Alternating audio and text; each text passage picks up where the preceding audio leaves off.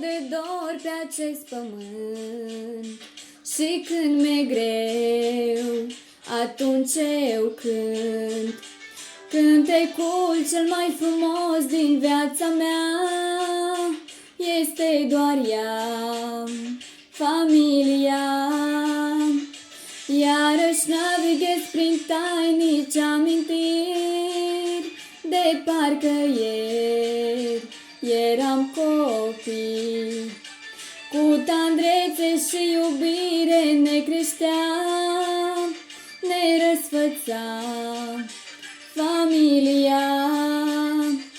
Mă întorc cu dor aprins la ea, arde dor să-mi văd familia. Chiar de sunt departe, simt căldura ei, simt iubirea sinceră a familiei. Noroc și putere îmi dă numai ea, sensul vieții mele e familia. Cât de prețios îmi este sfatul ei și duiosul zâmbet al familiei.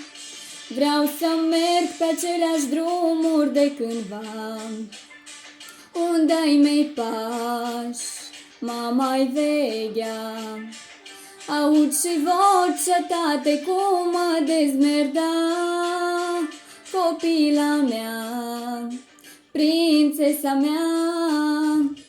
Mult îmi este dor de scumpii mei bunici, m-au legănat, îmi sunt și ei părinți. În duminici sfinte când ne întâlneam, familia mi-o îmbrățișam. Mă întorc cu dor aprins la ea, arde dor să-mi văd familia. Chiar de sunt departe, simt căldura ei, simt iubirea sinceră a familiei.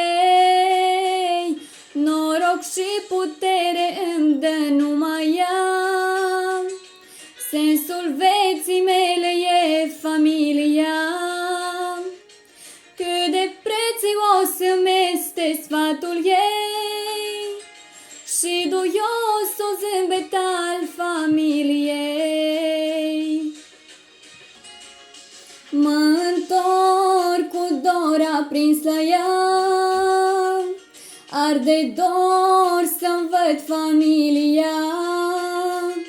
Chiar de sunt departe, simt căldura ei, simt iubirea sinceră a familiei.